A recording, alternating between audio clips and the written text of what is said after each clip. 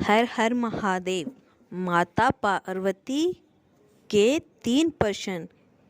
Number पहला, ऐसा कौन सी स्त्री है जो समय से पहले विधवा हो जाती है।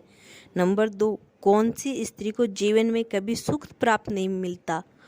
नंबर 3, कौन सी चीज पति को मांगने पर नहीं देती।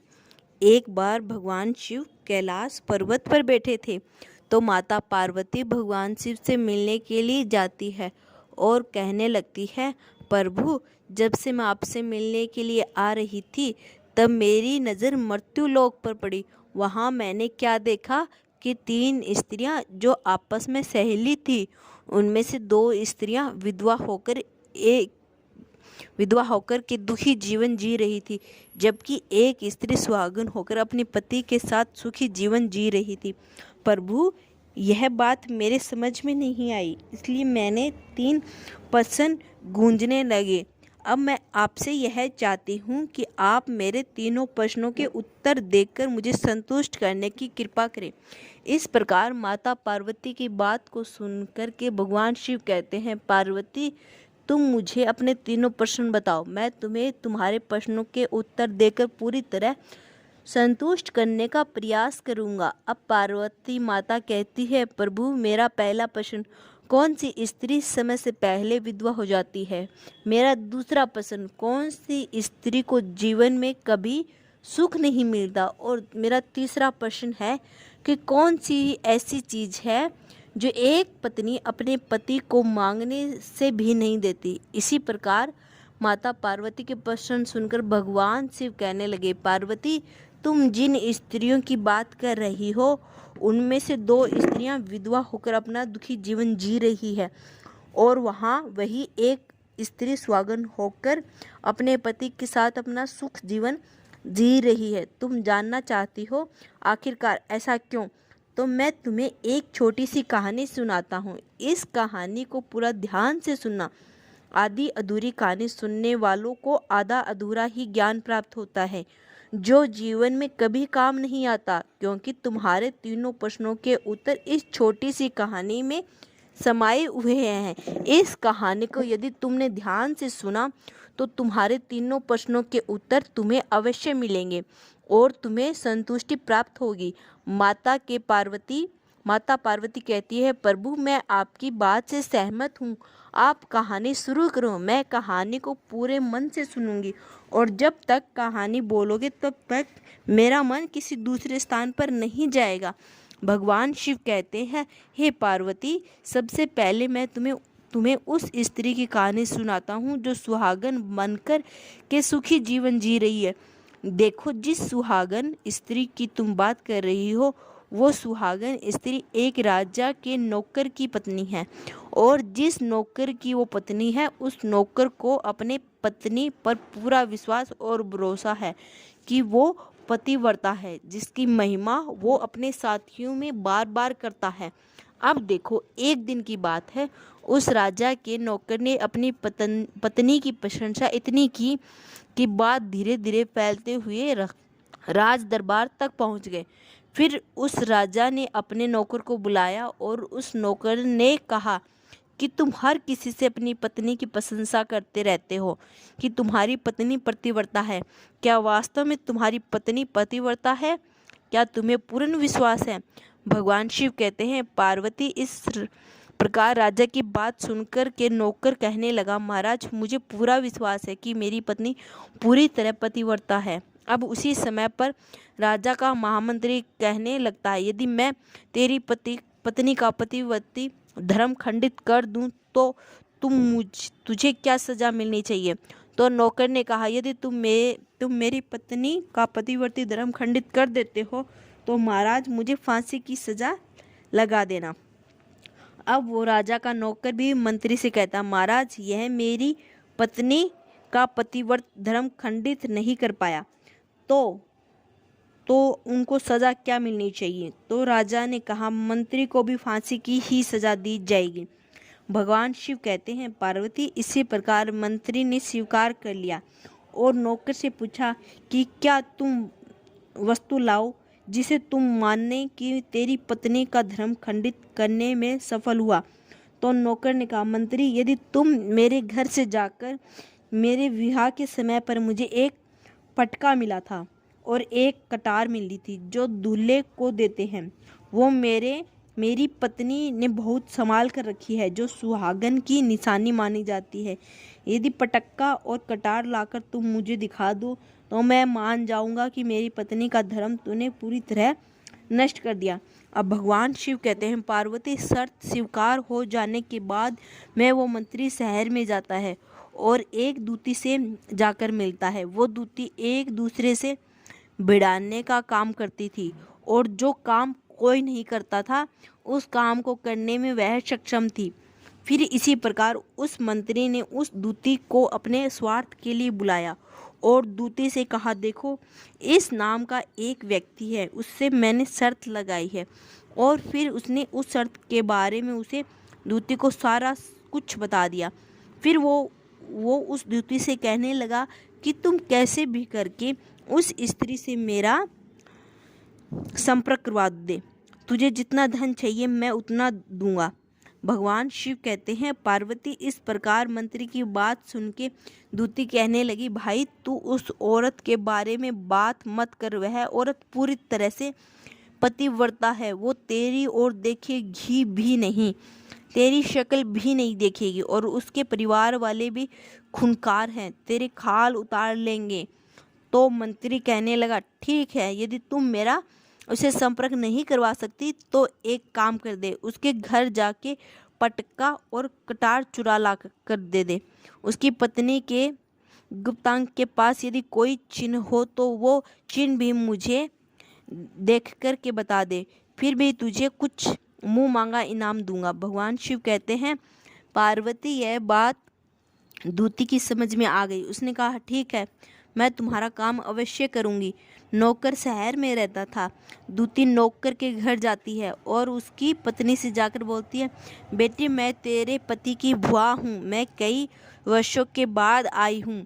तो इस स्त्री ने कहा, आओ बुआ जी, मैंने आपको पहले कभी नहीं देखा इसलिए पहचान नहीं पाई। और इसी प्रकार इस दूती को उस नौकर के पतिव्रता स्त्री से ने बहुत बड़ा सम्मान दिया, मगर उसे क्या मालूम था कि यह उसके साथ छल करने आई है। अब भगवान शिव कहते हैं, पार्वती इस प्रकार वो दूती उस पतिव्रता स्त्री के साथ में 2 दिन तक रुकी।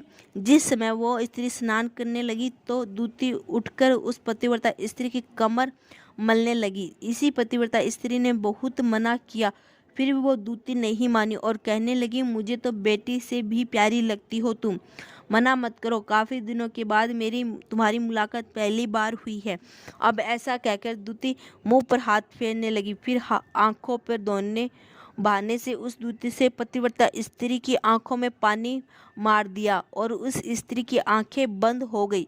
इसी प्रकार गुप्तांग के पास जांघ पर उस स्त्री के एक तिल था जो उस दूती ने देख लिया, बस उसका काम बन गया। उधर स्नान करने के बाद जब वो पतिव्रता स्त्री रसोई में खाना बनाने गई तो दूती को मौका मिल गया। उसने पटका और कटार उस नौकर के घर से चुरा लिया और वहां से चुपके से भाग गई और जाकर के दूती ने वह पटक्का और कटार मंत्री को दे दिए और उस पतिव्रता स्त्री के जांघ पर तिल के निशान भी बता दिया। भगवान शिव कहते हैं, पार्वती फिर वो मंत्री पटक्का और कटार लेकर सीधा राजा के दरबार में पहुंचा और राजा से जाकर कहा, महाराज मैंने नौकर की पत्नी के पास में 2 दिन बिताए और यह पटक्का कटार उसी के हाथों से लेकर आया हूँ। फिर तो राजा ने दरबार लगाया और नौकर को बुलाया था, महामंत्री से सभा में पटक्का और कटार को दिखाने के लिए कहा। फिर राजा की आज्ञा पाकर मंत्री ने उस नौकर को पटक्का और कटार दिखाई और उसी पत्नी की जांघ पर तिल भी बताया। तो नौकर मान गया कि वास्तव में आज मेरी पत्नी ने अपना पतिव्रता धर्म पूरी तरह से भंग करवा लिया। भगवान शिव कहते हैं, पार्वती फिर तो राजा ने फांसी का दिन 15 दिन के बाद रख दिया और कहा, नौकर को 15 दिन के बाद फांसी पर चढ़ाया जाएगा। और इसी प्रकार नौकर ने उसे अंतिम इच्छा पूछी तो नौकर ने कहा कि मैं अपनी पत्नी से अंतिम बार मिलना चाहता हूँ। भगवान शिव कहते हैं, पार्वती इसी प्रकार राजा ने उस नौकर को आज्ञा दे दी कि ठीक है, तुम अपने पत्नी से मिल सकते हो। फिर नौकर ने अपने घर गया और पत्नी से कहा, तुम मेरे साथ में बहुत बड़ा धोखा किया। मैंने तुम्हारे विश्वास पर मंत्री से ऐसी शर्त लगाई थी कि राजा के दरबार के सामने मैंने कहा कि मेरी पत्नी का पतिव्रत धर्म कोई नष्ट नहीं कर दे तो मुझे फांसी की सज़ा लगा देना। अब मुझे 15 दिन के बाद फांसी लगा दी जाएगी। मेरे साथ विश्वासघात करके तुमने ठीक नहीं किया। भगवान शिव कहते हैं, पार्वती उस पतिव्रता स्त्री ने अपने नौकर पति को सारी बात बताई, मगर उसे विश्वास नहीं हुआ और पुण्य वो राजा के दरबार में पहुंच गया। फिर उसने कैद में डलवा दिया गया। अब उधर नौकर की पतिव्रता पत्नी ने परमात्मा को याद किया और राजा के दरबार में गई और राजा से नाच दिखाने की आज्ञा मांगी। भगवान शिव कहते हैं, पार्वती उधर नौकर की पतिव्रता पत्नी ने परमात्मा को याद किया और अपना भेष बदल कर राजा के दरबार में गई और राजा ने से नाच दिखाने की आज्ञा मांगने लगी, क्योंकि वो स्त्री बहुत ही सुंदर थी और उधर राजा शौकीन थे। इसीलिए राजा ने आज्ञा दे दी कि सभी मंत्री आदि उपस्थित होकर इस सुंदर स्त्री का नाच करवाने की पूरी व्यवस्था करें। भगवान शिव कहते हैं, पार्वती फिर तो सब मंत्री, महामंत्री, राजा आदि दरबार में उपस्थित हुए। फिर उस नौकर की पत्नी ने जब नाचना शुरू किया तो राजा ने उस स्त्री का नाच बहुत ही सुंदर लगा। फिर राजा ने कहा, तुम मुझसे क्या मांगना चाहती हो? तुम जो भी मांगोगी मैं तुम्हें वही दूंगा। भगवान शिव कहते हैं, पार्वती फिर उस नौकर की पतिव्रता स्त्री ने कहा, महाराज आपकी सभा में मेरा चोर है जिसने मेरे रुपये लिए थे मगर आज तक वापस नहीं दिए, उसे फांसी की सज़ा दीजिए। अब राजा ने कहा, ठीक है, बताओ मेरे दरबार में तुम्हारा चोर कौन है, उसका नाम क्या है, मैं उसको फांसी की सज़ा अवश्य दूंगा। भगवान शिव कहते हैं, पार्वती फिर उस नौकर की पतिव्रता स्त्री ने कहा, महाराज आपका मंत्री मेरा चोर है, आप उसको फांसी की सज़ा दे दीजिए। अब उधर जैसे ही मंत्री ने सुना कि ये सुंदर स्त्री मुझे चोर बता रही है तो मंत्री कहने लगा कि महाराज मैं कसम खाकर कहता हूँ कि मैंने इसका कभी कुछ नहीं चुराया, मैंने इसको कभी आज तक देखा ही नहीं, तो मैं इसकी चोरी कैसे कर सकता हूँ, तो मैंने आज तक इसकी शक्ल ही नहीं देखी है। अब भगवान शिव कहते हैं, पार्वती जैसे ही मंत्री ने कहा मैंने इस सुंदर स्त्री की शक्ल आज तक नहीं देखी, तो वो सुंदर स्त्री कहने लगी कि महाराज यदि यह मंत्री मुझे जानता ही नहीं, आप इसे पूछिए कि यह पटक्का और कटार कहाँ से लाया था। मैं उस नौकर की पत्नी हूँ जो आपके यहाँ नौकरी करता है और आप मेरे निर्दोष पति को फांसी पर चढ़ाने वाले हैं।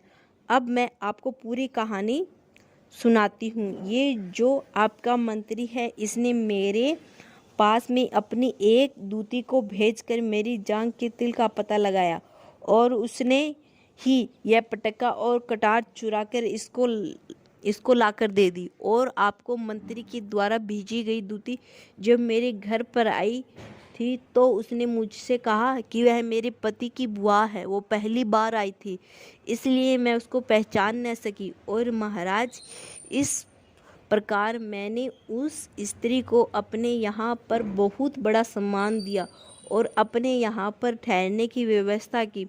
भगवान शिव कहते हैं, पार्वती इस प्रकार उस नौकर की पतिव्रता स्त्री की बात को सुन के राजा ने दूती को बुलाया। फिर उस दूती ने राजा को सारी सच्चाई बताई। फिर राजा ने उस नौकर को छोड़ दिया और मंत्री को फांसी पर चढ़ा दिया। भगवान शिव कहते हैं, पार्वती इसी प्रकार उस नौकर की पतिव्रता स्त्री के अंत में राजा ने कहा, महाराज मैं अपने पति से बहुत प्यार करती हूँ, मैं एक चरित्रवान स्त्री हूँ, कभी भी अपने पति का नाम तक अपने मुंह से नहीं लेती हूँ। अब भगवान शिव कहते हैं, पार्वती मेरी पूरी हुई अब अपने तीनों प्रश्नों के उत्तर सुनो। तुम्हारा पहला प्रश्न था कौन सी स्त्री समय से पहले विधवा हो जाती है। तो जो स्त्रियां अपने पति का नाम लेती है वो समय से पहले विधवा हो जाती है, क्योंकि पति का नाम लेने से पति की उम्र कम हो जाती है और समय से पहले ही उनके पति की मृत्यु हो जाती है। ऐसी स्त्रियां जो अपने पति का नाम लेती है वह समय से पहले ही विधवा होकर एक दुखी जीवन जीती हैं। बस यही राज की बात है कि तुम जिन तीनों सहेलियों की बातें कर रही थी उनमें से 2 विधवाएं थी और एक यह नौकर की पत्नी थी जो पतिव्रता स्त्री थी। यह पतिव्रता कभी भी अपने पति का नाम कभी भी अपने मुंह से नहीं लेती थी। उधर वो 2 स्त्रियां जो विधवा होकर भी जीवन दुखी जी रही थी वो हमेशा अपने पति का नाम लेकर ही बुलाती थी, जिसकी वजह से उनके पति की उम्र कम हुई और वो दोनों स्त्रियां समय से पहले ही विधवा हो गई और आज वो दुखी जीवन जी रही है। इसलिए कभी भी स्त्रियों को अपने पति का नाम अपने मुंह से नहीं लेना चाहिए। अब तुम्हारा दूसरा प्रश्न था कि कौन सी स्त्री को जीवन में कभी सुख नहीं मिलता।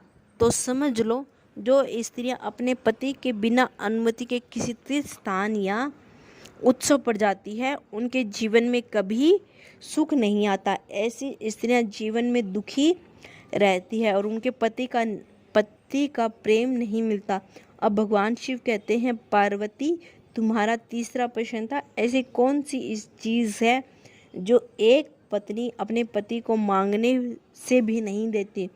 तो समझ लो वो चीज़ गाली है। एक चरित्रवान स्त्री अपने पति को गाली नहीं दे सकती। जो स्त्री गाली देती है वो स्त्री कभी भी चरित्रवान नहीं होती और ऐसी स्त्री जीवन भर रोती है। उसके जीवन में कभी भी सुख की घड़ी नहीं आती और समय से पहले ही ऐसी स्त्रियां विधवा हो जाती है। इस प्रकार भगवान शिव के मुंह से सुनकर माता पार्वती तीनों प्रश्नों से संतुष्ट होकर कहती है, स्वामी वास्तव में जो स्त्री चरित्रवान होती है वो कभी दुखी जीवन नहीं जीती, क्योंकि ऐसे घर में लक्ष्मी का सदा वास होता है और वह धन धान्य से हमेशा भरी रहती है। ऐसी स्त्रियां हमेशा घर को सुरग बना देती है। वीडियो अगर पसंद आए हो तो वीडियो को लाइक और हमारे चैनल को सब्सक्राइब करें और अपने दोस्तों के साथ शेयर करें। धन्यवाद।